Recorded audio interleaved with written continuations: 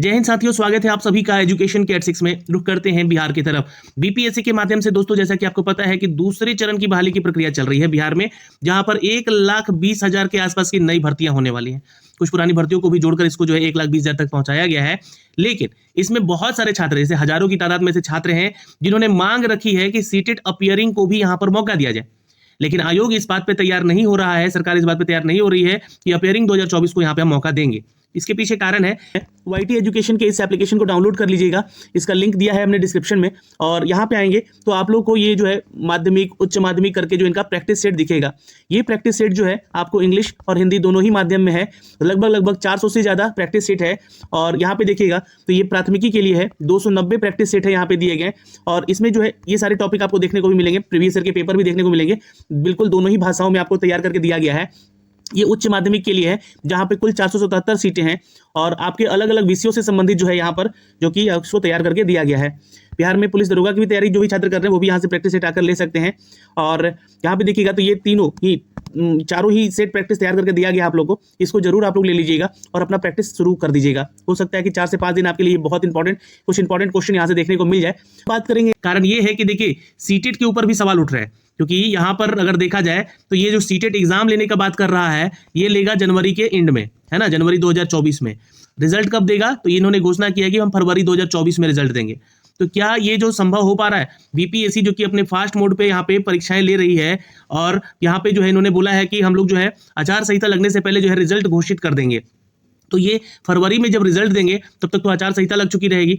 तो आपको क्या लगता है कि यहाँ पे सीटेट अपीयरिंग को मौका देंगे लोग? और अतुल प्रसाद सर ने अपने ट्वीट के माध्यम से ये भी जानकारी दे भी दी है कि इस बार हम अपीयरिंग को मौका नहीं देंगे। लेकिन छात्र अपनी मांगों को लेकर अड़े हुए, छात्र सरकार के सामने बातों को रख रहे हैं। और सरकार से मैं विनती करूंगा इस वीडियो के माध्यम से कि प्लीज इनकी बातें जो है संज्ञान में ली जाए, क्योंकि ऐसे लाखों अभ्यर्थी हैं जो कि सीटेट अपीयरिंग के लिए अप्लाई किए हुए हैं और यहाँ पर जो है उनका रिजल्ट आ सकता है, उनको मौके मिल सकते हैं। लेकिन यहाँ पर सीटेट वाले क्या कर रहे हैं कि ये डेट पे डेट बढ़ाए जा रहे हैं। जी हाँ, देख सकते हैं आप लोग यहाँ पर कि सीटेट 2024 का जो फॉर्म भरने का डेट था वो अब 1 दिसंबर कर दिया गया, लास्ट डेट। तो क्या इससे इसके जो है एग्जामिनेशन डेट पे प्रभाव पड़ेगा? बिल्कुल पड़ेगा, क्योंकि हमें लगता है जहां तक डेट इसलिए बढ़ाई जा रही है क्योंकि इस बार जो है छात्रों की संख्याएं हो सकता है कि बहुत कम आई है। जो फॉर्म भरने की जो स्पीड है या फिर जो संख्याएं हैं वो बहुत कम है, इसलिए यहाँ पर जो है इसकी डेट एक्सटेंड की जा रही है। कुछ और भी त्रुटियां आ रही हैं, जैसे कि मैंने एक न्यूज़ निकाला है, यहाँ पे आप देख सकते हैं कि फोटो अपलोड नहीं होने से 10,000 रह गए आवेदन से वंचित। इसलिए यहाँ पर जो है आपको सीटेट जो है जो डेट एक्सटेंड कर रही है। आपको बता दें कि सीबीएसई ने सेंट्रल टीचर एलिजिबिलिटी टेस्ट यानी सीटेट के 2023 के लिए आवेदन की प्रक्रिया 27 नवंबर को समाप्त हो गई थी। ये जो है 2023 नहीं 2024 हो गया यहाँ पर, क्योंकि फॉर्म भरा जा रहा है 2023 में, लेकिन जो है आपका एग्जाम 2024 का ही है। लेकिन 10,000 से अधिक स्टूडेंट ऐसे आवेदन करने वाले हैं जो कि वंचित रह गए हैं अपने फोटो अपलोड करने को लेकर। सीटेट जो है यहाँ पर इसके लिए आवेदन करने के लिए कई अभ्यर्थियों ने कहा है कि 25 नवंबर से आवेदन में परेशानी आनी शुरू हो गई है, फोटो अपलोड नहीं हो पा रहा है। अभ्यर्थी का कहना है कि सीबीएसई को इस संबंध में कोई ईमेल और शिकायत की है, लेकिन कोई रिप्लाई नहीं मिल रहा है। टोल फ्री नंबर पर भी समस्याओं का समाधान नहीं हो पाया है और अभ्यर्थी जो है वेबसाइट के सुधार की मांग कर रहे हैं, इसलिए तिथि यहाँ पर बढ़ाने की भी मांग की गई थी। स्टूडेंट ने कहा कि सीटेट जो है सर्वर 25 नवंबर से काफी स्लो है, जिसके चलते ये काम नहीं हो पा रहा है, और इसके ठीक नहीं होने से जो है यहाँ पर अपडेट एक्सटेंड की गई है। जैसा कि आप लोग देख सकते हैं कि 1/12/2023 कर दिया गया है, और ये आज का ही खबर है। 29 नवंबर का यहाँ पे डिटेल आपको दिखला रहे हैं हम। तो यहाँ पे जो है आपका 2 तक करेंगे सुधार, यहाँ पे है ना, 1 तक फॉर्म भराएगा और 2 तक सुधार करेंगे। मंगलवार को सीटेट एप्लीकेशन फॉर्म में सुधार के लिए करेक्शन विंडो ओपन कर दिया गया है। 2 दिसंबर तक आवेदन पत्रों में त्रुटि का सुधार भी कर सकते हैं और अभ्यर्थी एप्लीकेशन फॉर्म में इन डिटेल्स में करेक्शन कर सकेंगे, जिसमें कि नाम, पिता, माता का नाम, जन्म तिथि, श्रेणी, दिव्यांग कैटेगरी और फिर चुना गया पेपर आदि सम्मिलित है। आवेदन में सुधार या फिर यह सुविधा केवल एक बार ही प्रदान की जाएगी, इसलिए इस बात का आप लोग ध्यान रखिएगा। तो ये सारी चीजें हैं दोस्तों जो कि सीटेट को लेकर यहाँ पर दी गई हैं। कल मैंने एक न्यूज अपडेट दिया था दोस्तों आपको, जो कि बीपीएससी शिक्षक बहाली में गेस्ट टीचर की अपीयरेंस हो रहे थे। जो गेस्ट टीचर थे उनको बता दें कि गेस्ट टीचर जो 6 साल से वर्क कर रहे हैं, है ना, अब नवनियोजित शिक्षकों के आने से इनको सीधे बाहर किया जा रहा है। तो ये गेस्ट टीचर जो भी थे ये अब पहुंच गए हैं कहाँ? तो माननीय राज्यपाल के पास। राज्यपाल बिहार के हैं राजेंद्र विश्वनाथ आलेरकर मंगलवार को राजभवन में उच्च माध्यमिक अतिथि शिक्षकों के एक प्रतिमंडल बैठक में शामिल हुए। प्रतिमंडल में यहाँ पर बताया गया कि अतिथि शिक्षकों का काम करते हुए 6 वर्ष पूरे हो गए हैं। अब जिन उच्च माध्यमिक विद्यालयों में जिन विषयों में नवनियुक्त शिक्षकों की बात हो रही है, यहाँ पे नए अध्यापक के तौर पे वो शामिल हो रहे हैं, वहीं अतिथि शिक्षक की सेवा नहीं ली जा रही है। तो प्रतिनिधिमंडल ने अतिथि शिक्षकों की सेवा समायोजित करने की मांग की है। तो राज्यपाल ने प्रतिनिधिमंडल को आश्वस्त किया है कि उनकी बात वे राज्य सरकार तक पहुंचाएंगे, उनके समकक्ष रखेंगे, मामला मुख्यमंत्री के संज्ञान में जाएगा। तो अभी देखिए जो भी गेस्ट टीचर है उनके लिए खबर निकल कर आ चुकी है कि आपका जो भी अपडेट है वो हम मुख्यमंत्री के पास लेकर जाएंगे, संज्ञान में जरूर लिया जाएगा। तो मेरा भी यही कहना था, कल के वीडियो में मैंने आपको एक अपडेट दिया था कि जो भी बीपीएससी में नवनियोजित शिक्षक यहाँ पे आ रहे हैं उनकी जगह पर जो कि पहले से गेस्ट टीचर के रूप में कार्य कर रहे थे उनका भी जरूर यहाँ पे विचार किया जाए, सोचा जाए उनके बारे में। तो ये चीजें जो है अब राज्यपाल के पास पहुंच चुकी है। अब एक खबर और है जो कि आपको थोड़ा सा विचलित करेगा, क्योंकि इसको लेकर एक ऑफिशियल लेटर जारी कर दिया गया है। ये कन्हैया प्रसाद श्रीवास्तव यहाँ पर जो है निदेशक है, इन्होंने अपने आप को प्रेक्षक में रखा है और सेवा में सभी जिला पदाधिकारियों को यह आदेश दिया गया है। विषय क्या है, तो प्रारंभिक विद्यालय में माध्यमिक उच्च माध्यमिक विद्यालय से सभी शिक्षक और शिक्षकोत्तर कर्मियों को यहाँ पर आदेश दिया जा रहा है, कर्मियों के द्वारा सामान्य अनुशासन का पालन करने के लिए कहा जा रहा है। तो क्या कहा जा रहा है देखिएगा ध्यान से। विषय ये है कि निर्देशानुसार अंकित करना है कि प्रारंभिक और माध्यमिक उच्च माध्यमिक विद्यालयों के कुछ शिक्षकों और शिक्षकोत्तर के कर्मियों द्वारा विभिन्न सोशल मीडिया और अखबारों के माध्यम से अपने विचार प्रकट करने के लिए किए जाने की सूचना प्राप्त होती रहती है। इस क्रम में उनके द्वारा कभी कभी राज्य सरकार की नीतियों की आलोचना भी की जाती है और राज्य सरकार की नीतियों का विरोध भी किया जाता है। ऐसा किया जाना शिक्षा के क्षेत्र में शैक्षणिक माहौल को बेहतर करने की बाधा डालती है।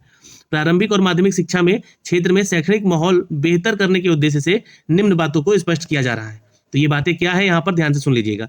शिक्षा विभाग के द्वारा शिक्षक और शिक्षकोत्तर कर्मियों के किसी भी संघ का मान्यता नहीं दिया जाएगा।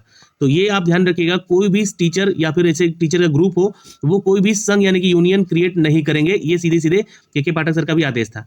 यह भी उल्लेखनीय है कि किसी भी शिक्षक या शिक्षकेत्तर कर्मी को किसी भी संघ का सदस्य बनने की मनाही है। यदि किसी भी शिक्षक या शिक्षकेतर कर्मियों के द्वारा किसी भी संघ की स्थापना की जाती है या उसकी सदस्यता ली जाती है तो इसे गंभीर कदाचार माना जाएगा और शिक्षक और शिक्षक कर्मी के विरुद्ध कठोरतर अनुशासनिक कार्रवाई भी की जा सकती है। ऐसे में किसी भी शिक्षक या शिक्षकेतर कर्मियों द्वारा सोशल मीडिया साइट या फिर समाचार पत्र या टीवी के माध्यम से अनर्गल प्रचार प्रसार नहीं किया जाएगा। ये अनर्गल प्रचार प्रसार की बात हो रही है। देखिए बहुत सारे शिक्षक जो कि अभी इस बार रिक्रूट भी हुए हैं और वो पहले से यूट्यूब पे जो है ना वीडियोस भी बनाते हैं और वीडियो में बनाते हैं, वो पढ़ाते हुए दिखते हैं और बहुत सारे ऐसे शिक्षक हैं जो कि सरकार के नीतियों के विरुद्ध में भी बोलते हैं। अब वो ऐसा नहीं कर सकेंगे क्योंकि क्या है कि अगर ऐसा पाया जाता है आप लोगों को तो फिर वो सीधे सीधे आपको कार्रवाई करने के पात्र होंगे, वो आपके ऊपर कार्रवाई कर सकते हैं। अनर्गल प्रचार प्रसार नहीं किया जाएगा, ऐसा साफ साफ यहाँ पे अपडेट कर दिया गया है। यदि ऐसा किया जाता है तो गंभीर कदाचार माना जाएगा और शिक्षक कर्मी के विरुद्ध कठोर अनुशासनिक कार्रवाई भी की जाएगी। तो ये तीसरा नंबर का पॉइंट जो है ना थोड़ा सा इंपॉर्टेंट है आप लोग के लिए, जहां पर आपसे अनुरोध किया गया है कि सभी शिक्षकों और शिक्षकोत्तर कर्मियों के उक्त निर्देश का सख्ती से पालन करना सुनिश्चित किया जाए। किसी भी प्रकार की अनुशासनहीनता, हड़ताल, प्रदर्शन इत्यादि करने पर संबंधित विरुद्ध कठोर कार्रवाई अनुशासनिक कार्रवाई की जा सकती है। तो यहाँ पर जो है ये एक अपडेट आया है जो कि शिक्षा विभाग ने अपडेट दिया है एक लेटर लिखकर कि कोई भी ऐसे शिक्षक ना हो जो कि यहाँ पे जो है संघ और संघ का निर्माण करे, है ना। और इस चीज को लेकर जो है सिर्फ ना तो सिर्फ बिहार के शिक्षा विभाग के बल्कि विश्वविद्यालयों में भी कुलपतियों को भी ये सारी डिटेल भेजी गई है। देख सकते हैं आप लोग यहाँ पर कि शिक्षा विभाग ने स्पष्ट किया है कि स्कूल, कॉलेज और विश्वविद्यालय का कोई भी शिक्षक अथवा शिक्षकोत्तर कर्मचारी अनर्गल बयान देंगे तो उनके खिलाफ कठोर कार्रवाई की जाएगी। विभाग ने यही साफ कर दिया है कि स्कूल से लेकर विश्वविद्यालय तक सभी किसी भी शिक्षक और कर्मी द्वारा किसी संघ की स्थापना नहीं की जाएगी और ना ही उसका सदस्य कोई बनेगा। ऐसा करने वालों पर कठोर अनुशासनिक कार्रवाई की जा सकती है। ये ध्यान रखिएगा, स्कूल से लेकर विश्वविद्यालय स्तर तक कर्मचारी संघ को मान्यता नहीं दी गई है जहां पर आप लोग जो है संघ और संघ का निर्माण कर सके। यह निर्देश सख्ती से पालन करेंगे और विभाग के संज्ञान में अगर आया या अखबार के सोशल मीडिया के माध्यम से कोई किसी तरह का यहाँ पे बयानबाजी देखा गया तो कदाचार ही माना जाएगा। इसका एक अपडेट ये आया है और ये हर एक न्यूज़पेपर में आपको इसका अपडेट भी दे दिया गया है। और एक बड़ी खबर आपको मैंने कल भी दी थी इसको लेकर, है ना, मैंने इसका ऑफिशियल नोटिफिकेशन भी दिखलाया था। सुप्रीम कोर्ट के आदेश आ चुके हैं कि अगर आप जो है 18 महीने का जो डीएलएड किए हुए हैं NIOS के जरिए वो अब मान्य नहीं होगा, सिर्फ इन सर्विस वालों का मान्य होगा वो, है ना। और अगर आप फ्रेश कैंडिडेट हैं और 18 महीने का ही ये डीएलएड कोर्स किए हुए हैं तो आपको अब क्या करना होगा, इसको लेकर जो है आगे चलकर कोई ना कोई NCT का गाइडलाइन आएगा जिससे कि आप भी यहाँ पे एलिजिबल हो सकते हैं, ठीक है। और अभी इसके बारे में कोई जानकारी नहीं दी गई है और जो कि उच्च न्यायालय के फैसले के बाद डीएलएड जो डिप्लोमा धारक है ये नई शिक्षक भर्ती प्रक्रियाओं में शामिल अब नहीं हो सकते हैं, जो कि BPSC TRE 2 का चलने वाला है, ठीक है। ये हो रहा है जो इस बहाली की प्रक्रिया से वो सीधे सीधे बाहर हो जाएंगे।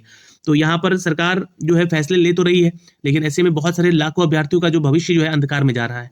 तो अगर ये फैसले आप लोग पहले ले लेते, पहले अपडेट कर देते तो बहुत सारे छात्रों का पैसा भी बचता कि फॉर्म भरने का या अप्लाई करने का, उन छात्रों का भी पैसा बचता जो कि यहाँ पे तैयारी कर रहे थे, समय बचता उनका। बहुत सारे लोगों ने अपना अपना कोर्स खरीद कर तैयारी भी करना शुरू कर दिया था। लेकिन इसमें क्या है कि सुप्रीम कोर्ट का आदेश है, तो इसको माननीय रखा जाएगा। लेकिन यहाँ पे ये सारी बातें यहाँ पे रखी गई है, मैंने इसके बारे में कल एक डिटेल वीडियो बनाया है, जाके उसको भी देख लीजिएगा। फिलहाल इस वीडियो में तो इतना ही है, लेकिन जो लोग अभी तक ज्वाइन नहीं किए हैं बीपीएससी तैयारी 1 में, वैसे गैर नौकरी वालों को 30 नवंबर तक जो है यहाँ पर, और नौकरी वालों को 7 तक यहाँ पे समय दिया गया है, 7 दिसंबर तक, कि आप अपना योगदान कीजिए, है ना। जो भी आपकी विलंबता हो रही है जिन चीज़ों को लेकर, ये बातें यहाँ पे लिखी गई हैं, इसके बारे में मैंने आपको कल अपडेट दिया था। तो ये सारी जानकारियाँ थी दोस्तों जो कि हमने आप तक साझा किया है इस वीडियो के माध्यम से। कोई भी आपके डाउट है तो प्लीज़ कमेंट सेक्शन में कमेंट कीजिएगा। जय हिंद।